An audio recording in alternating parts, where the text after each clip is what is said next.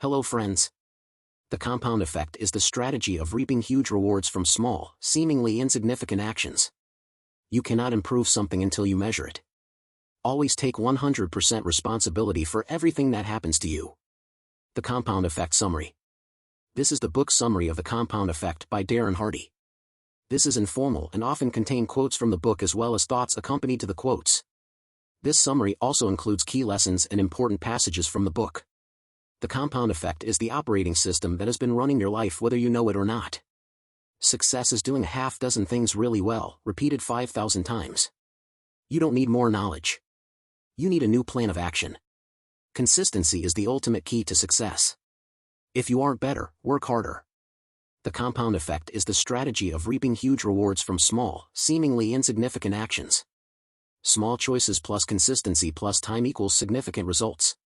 Tony Robbins' no man's land concept is when you're not really happy about your life, but you're not unhappy enough to do anything about it. You want to avoid this complacency. Knowledge uninvested is wasted.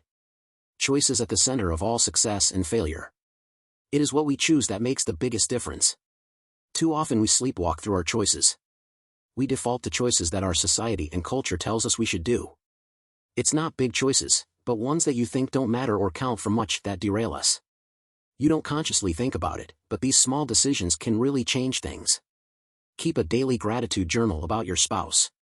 Write down one thing you are thankful for each day about your spouse, then give them the book as a gift 1 year later. Gratitude is acknowledging there are people in your life who have done things for you that you couldn't do for yourself. What you appreciate, appreciates.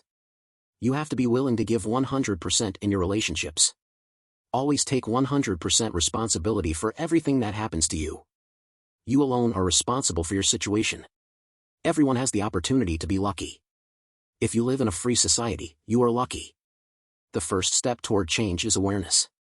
The best way to become aware is to measure. Writing it all down is key. Tracking your progress and missteps is key for long-term success. Track your behavior for at least 1 week. All winners are trackers. You cannot improve something until you measure it. Professional athletes are particularly big trackers. Tracking will revolutionize your life. The author started by tracking every financial decision in a notebook. Merely becoming conscious of your actions begins to change them. Every dollar you spend today is costing you $5 in 20 years. Because of opportunity cost from investing. Making small course corrections will result in exactly zero applause. The difference between the number 1 golfer and number 10 golfer is just 1.9 strokes. The difference prize money is huge. Start by saving 1% of your money each month. Then save 2% the next month. Continue until you are saving 10% of what you earn. Dave Ramsey, personal finance is 80% behavior. The earlier you start making changes, the more the compound effect works in your favor. The key to success is this: are you learning each day? No business is going to keep someone around just for showing up. You have to continually get ready. Your life is a result of your moment-to-moment choices. The older your habits are and the deeper their roots, the harder they are to change. It stands to reason that since you learned every habit you have, you can also learn new ones. If the nose of a plane is pointed just 1% off course when it leaves LA for New York, it will end up in Delaware once it gets to the East Coast. The most motivating choices are ones that align with your why and your purpose. You need a deep why for doing stuff. With a why that is meaningful enough, you will do almost anything. Think of Christy exercising for the wedding. Too many people focus on achievement without fulfillment. If you create goals for yourself that have friction with your values, you're going to self-sabotage or feel guilty about your progress. For example, if your family is a high priority, but you set high financial goals for yourself, then there is friction between those two goals. Note, this is basically identity-based habits. You can't have friction between your identity and your goals. Design the life you want first and the business you want second. Most people choose a career before thinking about what kind of life they want to build. Note, great idea. Even better idea might be to test lifestyles. Try one project in various lives and see which you enjoy most. Write a book, author, show a photo project in a gallery, photographer, etc. The law of attraction is simply directing your attention towards something that was already there. Write down your most important goals. When you set a goal, most people ask, what do I need to do to achieve your goal? Instead, you should ask, who do I need to become? What is your entertainment versus education ratio? The top 20% of people spend their time focused on education. Stop watching the news. The news just aggregates the worst, saddest, and most stressful stories every day. If there's a difference between what you say and what you do, then your behavior is the winner. Identify your triggers for your bad habits, the who, what, where, and when that prompts you to start your bad habits. Start by eliminating your triggers. Throw out junk food, etc. Stop lying and justifying hard choices by saying things like, "It's not fair for everyone to avoid sweets just because I don't want to eat sweets." Dean Ornish study found it was easier for people to ditch lots of bad habits at the same time.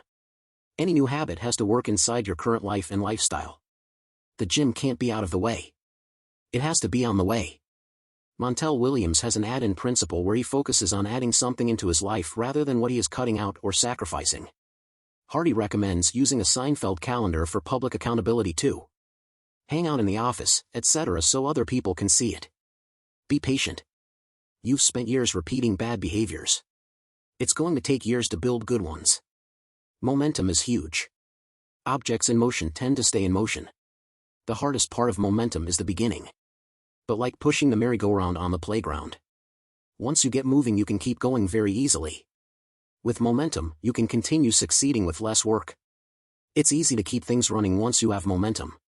Jack Nicklaus had a repeated pre-shot routine that he did the same way over and over again. A psychologist tracked his pre-shot time for every shot at a tournament, and it never wavered by more than 1 second. Set yourself up for success. Bookend your days. You can always ensure how your day starts and ends. Finish your most important tasks first. Review your day each evening. Commit to doing a relationship review each weekend. Cover what went well in your marriage that week. Rank your relationship on a scale of 1 to 10 over the last week and then ask what could get it to a 10. Anyone can fall in love. Falling in love is easy. Staying in love takes real work. When you lose 2 weeks of work, you don't just lose the work you would have done. You also lose momentum, and that is the bigger problem. Garbage in, garbage out. Don't waste your time watching TV, eating junk, reading useless stuff, consuming negative stories, and more.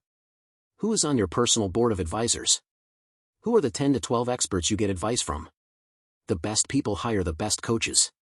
Harvey Mackay had 20 coaches. A speech coach, writing coach, humor coach, etc. What are you willing to tolerate? If you tolerate people being late, that is what you'll get. If you tolerate earning less than what you're worth, that's what you'll earn. This is similar to Mark Manson's idea of what kind of pain do you want. Except here it is applied to the negative forces in our life, whereas he applies it to our goals and ambitions. Oprah's 2004 season opener is one of the greatest product launches and examples of going above and beyond expectations. Always go a little bit beyond what people expect. Dress a little nicer. Try a little harder. There is a difference between learning and studying. Learning leads to knowledge. Studying a topic means you are invested in it and try it out. The world already has tons of knowledge. You don't need to learn more. What you need is to study, to practice, and to take action on the knowledge you have. Thanks for watching. Please like and subscribe for more such videos.